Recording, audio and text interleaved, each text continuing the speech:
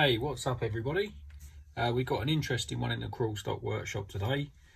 Customer has built themselves a lovely class 1 crawler, which I've been lucky enough to do some work on, put some bumpers on it, made some bumpers for it. But they're having trouble with the prop shaft is fouling the motor. So they want the prop shaft shortened by 8mm, so that it doesn't foul here on the gearbox. So those of you that know about metal and the types of metals that are used for this sort of thing, you might look at this and think it's black, it's been case hardened. Well, there's a really easy way to tell, and that is, if you can see there the shiny bit, hit it with a file.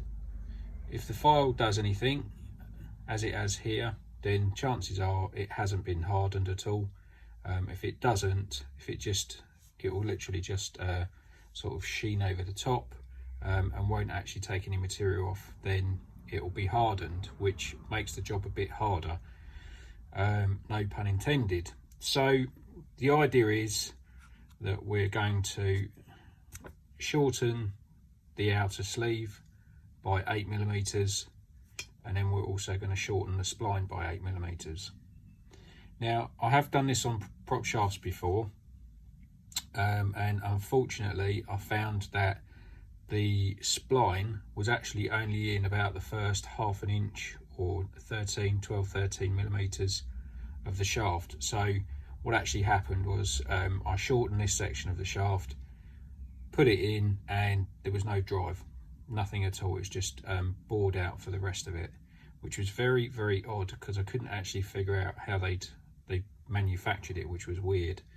So the plan is I'm going to get it up in the lathe, and then using carbide tooling I'll be able to take this down by 8mm. It's got a nice little chamfer on the edge there, as you can see, so I'll put the chamfer back on, and then I'll just use a small needle file just to tidy up any bits inside. This section, it might be a little bit more difficult because of holding it in the chuck, but hopefully I should be able to get on this section of the shaft and do pretty much the same. Yeah, don't forget a little trick: use the file, and then you'll be able to tell if it's hardened or not. You could cut this with a Dremel tool, but obviously it's going to leave you quite a nasty edge, and it's not going to be as accurate. So depends how precise you want to be. But using the lathe, I've got a DRO, a digital readout on the lathe. I can make it bang on 8mm, which will be perfect for the customer. So let's give it a go. So you'll have to excuse the noise of the lathe, but this will just give you an idea. This is called parting. It's a parting tool, and as you can see, I just feed it in nice and slow. And it's a thin blade, so it will just cut a small amount at a time. This is actually 2mm wide, this blade. And in a moment you'll hear the note change, and it will get to the serrated bit. There we go. So we're now at the edge of the serrations for the spline. We get a bit louder because it's what we call an interrupted cut. There you go. Back the tool out, turn it off. So as you can see, lovely clean cut there. And then what I'll do, I'll just get a file and just tidy up the ends of the spline, and then I'll put the bevel back on the end using a special beveling tool.